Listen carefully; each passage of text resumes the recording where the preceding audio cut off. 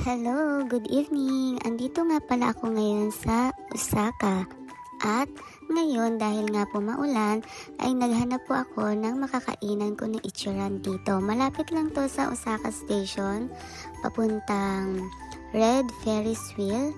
So bago po ako pumunta doon kumain po muna ako dito dahil nga po medyo maulan at malamig. Ang sarap kumain ng ramen. At ito na nga po, magbabayad na nga po ako dito sa Ichiran. Bago po kayo pumasok dito sa Ichiran, kailangan nyo po munang pumili ng inyong kakainin dito sa my entrance. So, ganyan po yung pagbayad. Magkiklik, ano po muna kayo ng o-orderin nyo, tapos papasok nyo yung pera nyo at may lalabas po na ticket. And pagkatapos po noon, kailangan nyo po magsulat dito sa order sheet nila kung anong gusto po ninyong klaseng order, kung medium po na or kung gusto niyo naman po medyo maanghang. Meron po marami pong pagpipilian kung ano yung gusto ninyo. At dahil nga po nandito tayo sa Ichiran, syempre sobrang daming pila po dito. Lagi, kahit saan pong lugar, basta Ichiran ay lagi po itong pinipilahan. 24 hours din po siyang bukas.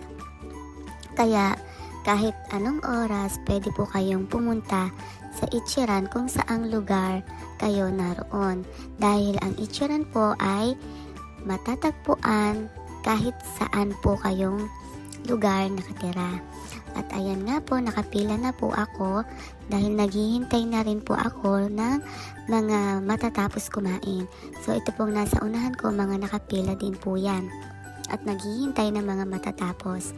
Maraming mga estudyante pong kumakain dito. Sobrang ganda po dito sa Osaka, talagang city na city siya. At andito na nga po ako sa bandang unahan. Ayan, dahil malapit na po akong tawagin, ito na po ako, ipapasok na po ako sa loob. At ito na nga po, uupo na po ako para ibigay na po yung order sheets sa kanila. At ito, may nakahanda na nga rin pong baso sa harapan ko at nandito na rin po yung kuhaan ng tubig nila. Ayan, para hindi na po kayo tayo ng tayo. At pagkabigay niyo po ng order sheet, ayan, ibababa na po nila yung takip dahil mamaya ay ibibigay na nila yung order nyo. At eto na nga po ang Ichiran Ramen dito sa Japan. Ayan, nag-order po ako nasa, kulang-kulang 1,000. Ayan, nilagyan ko siya ng maanghang.